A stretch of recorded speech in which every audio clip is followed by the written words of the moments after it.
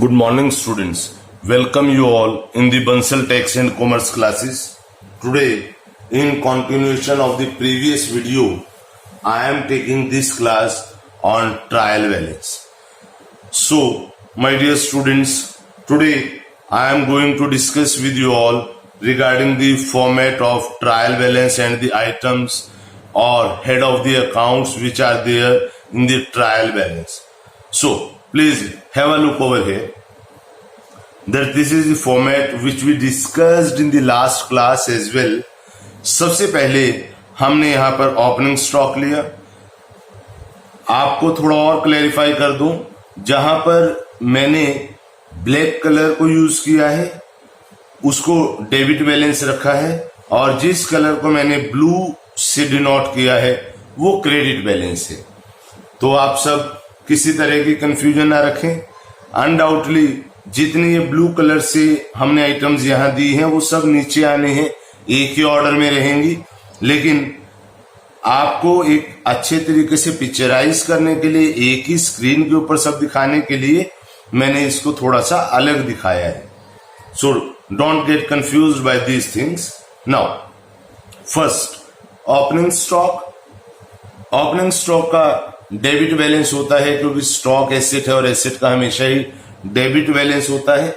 उसके बाद purchase debit balance, क्योंकि परचेज की हुई गुड्स जो नहीं सेल हो पाती उसी गुड्स को हम स्टॉक में कन्वर्ट करते हैं. उसके बाद carriage inward debit balance, carriage outward उसका भी हम डेबिट बैलेंस लेकर चलेंगे. उसके बाद रिटर्न इनवर्ड्स डेबिट बैलेंस, साथ में sales credit balance, return outward credit balance. Return inward और रिटर्न आउटवर्ड्स में क्या मतलब, क्या डिफरेंस, वो समझते हैं. रिटर्न इनवर्ड्स ऐसी गुड्स जो इनवर्ड्स मतलब अंदर की तरफ रिटर्न हुई. अंदर क्या रिटर्न होगा, बिजनेस में क्या चीज वापस आएगी जो बाहर गई थी. बाहर क्या गई थी, जो गुड्स सेल हुई थी, यानी इसको हम सेल रिटर्न कहते हैं. और रिटर्न आउटवर्ड्स मतलब बाहर की ओर जाना. जो गुड्स हमारे पास बिजनेस में थी वो बाहर जा रहे हैं, यानी जो मैंने परचेज की थी वो वापस हो रही है, यानी परचेज रिटर्न. उसके बाद परचेज का डेबिट बैलेंस, परचेज रिटर्न का क्रेडिट, सेल्स का क्रेडिट बैलेंस और सेल रिटर्न का debit balance. Debtors debit, creditors credit balance, stationery debit balance, insurance charges debit, wages and salary debit. Investments हमारी assets का part होती हैं, debit balance. लेकिन उसके ऊपर जो हम इनकम रिसीव करते हैं, interest on investment, that is having credit balance. Cash और बैंक और cash and bank balance, whatever you are given with, it will be on the debit side. हाँ, अगर यहां पर बैंक ओवरड्राफ्ट दिया होता तो उसका क्रेडिट बैलेंस आता, बैंक लोन दिया होता वो क्रेडिट साइड में आता. प्रीमाइसिस एसेट है, debit balance. Fixtures asset, debit balance. Miscellaneous expense, debit balance. Miscellaneous income, credit balance. उसके बाद यहां तक आप सभी नोट कर ले. उसके बाद मैं कुछ आइटम और यहां पर आपको दिखा रहा हूं और इसको हटाना होगा, इरेज करना होगा जो हमने यहां पर लिया है. देखिए उसके बाद क्या मैं यहां लिख रहा हूं, interest on loan debit balance, और यहीं पर लिख देता हूं इंटरेस्ट ऑन लोन के साथ में लोन या फिर बैंक लोन, उसका क्रेडिट बैलेंस रहेगा. उसके बाद नेक्स्ट पॉइंट पे हम बात करते हैं ड्राइंग्स का डेबिट बैलेंस, और उसके साथ ही मैं बात कर रहा हूं कैपिटल का क्रेडिट बैलेंस. और ड्राइंग्स को कैसे रिप्रेजेंट किया जाता है, कैसे शो किया जाता है, वो आप जानते हैं, पहले हम डिस्कस कर चुके हैं. बैलेंस शीट के अंदर कैपिटल में से ड्राइंग्स को डिडक्ट करके ही हमेशा दिखाया जाता है. उसके बाद मान लीजिए मेरे पास एक और आइटम है कंप्यूटर डेबिट बैलेंस होगा, गुडविल डेबिट बैलेंस होगा। और उसके बाद बहुत ही इंपॉर्टेंट बात, ध्यान से देखिए आप, बहुत इंपॉर्टेंट, मान लीजिए आपको इनपुट आईजीएसटी दिया है या सीजीएसटी या फिर एसजीएसटी दिया है, इन तीनों ही केसेस में बैलेंस हमेशा डेबिट रहेगा, डेबिट बैलेंस। और इसके कॉरस्पॉन्डिंग अगर आपको आउटपुट आईजीएसटी दिया है, सीजीएसटी दिया है या एसजीएसटी दिया है, उसका हमेशा ही क्रेडिट बैलेंस रहेगा, क्योंकि आउटपुट टैक्स का मतलब है कलेक्टेड और इनपुट टैक्स का मतलब है टैक्स पेड। तो ये कुछ इंपॉर्टेंट आइटम्स मैंने इसके फॉर्मेट के अंदर आपको दिखाई।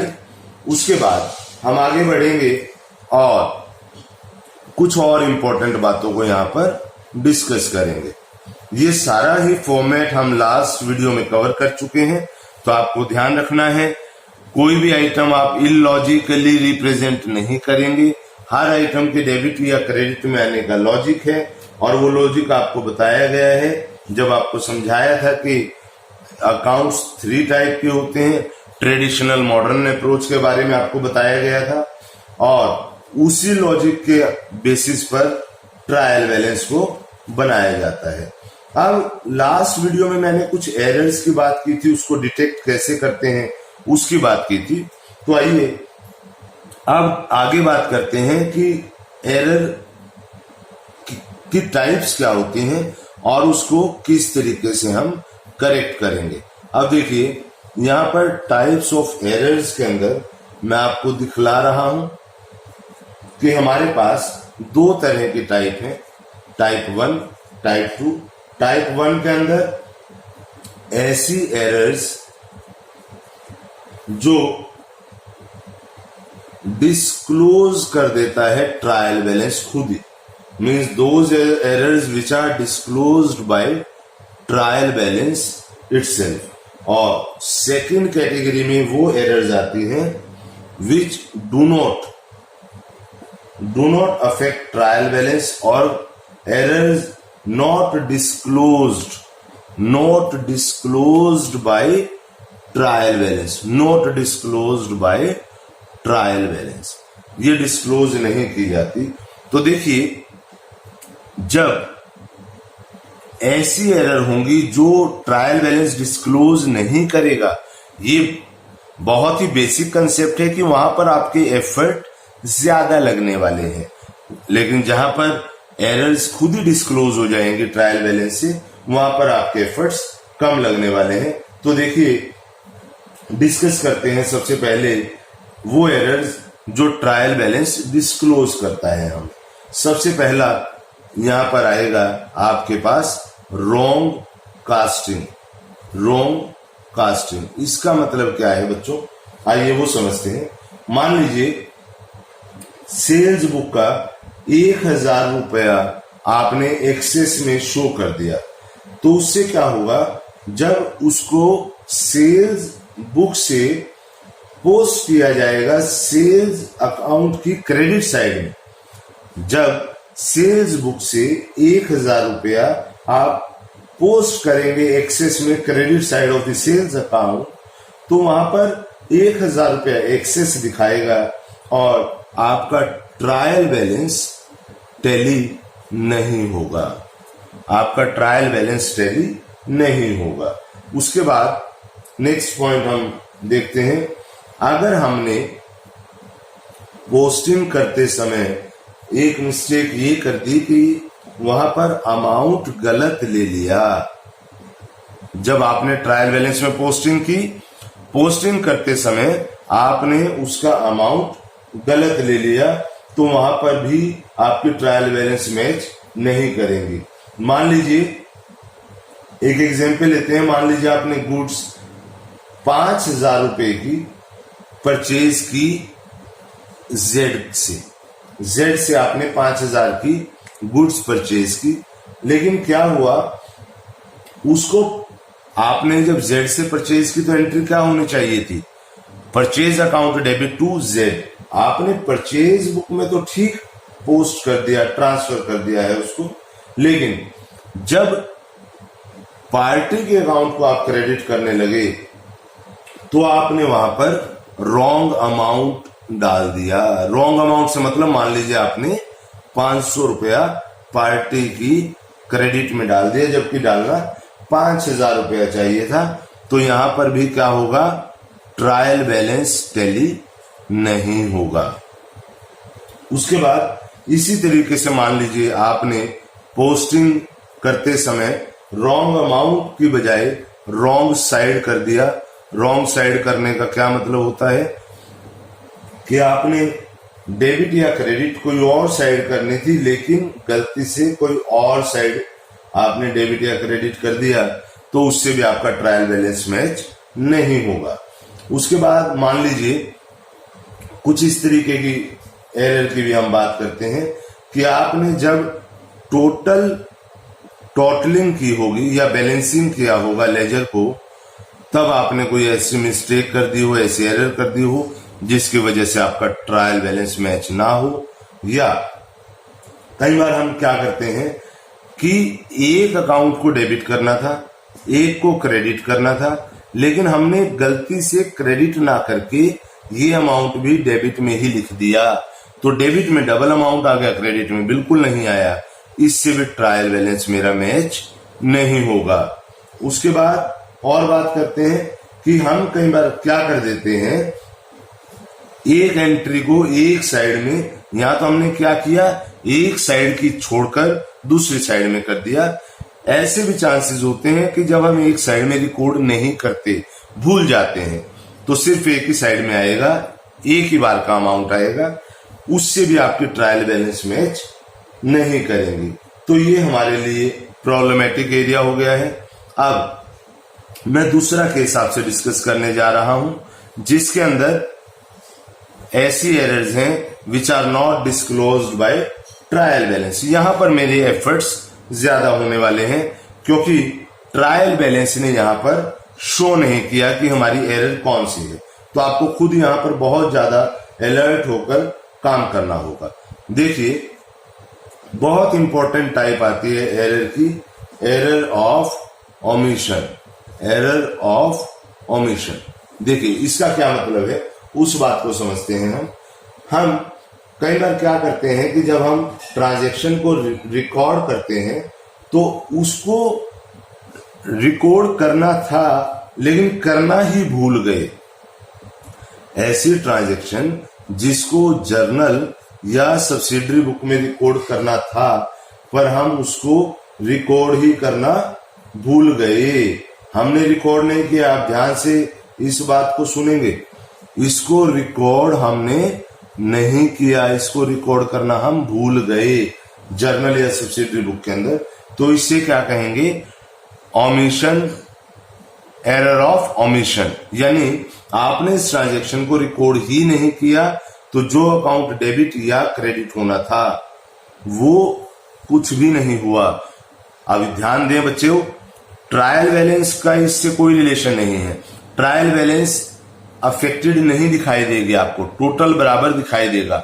हाँ, पर्टिकुलर लेजर की अगर मैं बात कर रहा हूं या हेड ऑफ अकाउंट्स की बात कर रहा हूं, उसमें तो गड़बड़ है, उसमें तो मिस्टेक है, उसमें तो एरर है। लेकिन क्योंकि एक डेबिट में एरर है, एक क्रेडिट में एरर है, क्योंकि मैं भूल ही गया हूं ट्रांजैक्शन को रिकॉर्ड करना, इसलिए उसका इफेक्ट दिखाई नहीं देगा। इसी के साथ एक और एरर बहुत ही कॉमन और बहुत ही पॉपुलर है, एरर ऑफ कमीशन। पहले हमने बात की एरर ऑफ ओमिशन, अब हम बात कर रहे हैं एरर ऑफ कमीशन। इसका मतलब कई बार हम गलत अमाउंट को एंटर कर देते हैं जर्नल या सब्सिडरी बनाते समय, और उससे क्या होता है, ट्रायल बैलेंस तो टैली हो जाता है लेकिन पर्टिकुलर लेजर की मैं बात कर रहा हूं तो उसका बैलेंस गलत हो जाता है। लेकिन क्योंकि डेबिट और क्रेडिट दोनों का ही गलत हुआ है, इसलिए इस एरर से भी ट्रायल बैलेंस में कोई मिस्टेक हमें डायरेक्ट दिखाई नहीं देती। मान लीजिए आपने गुड्स परचेज की क्रेडिट पर 5,000 रुपए से डेबिट और क्रेडिट करना था, लेकिन आपने 5,000 की जगह 500 से 500 रुपीज से डेबिट या क्रेडिट कर दिया है।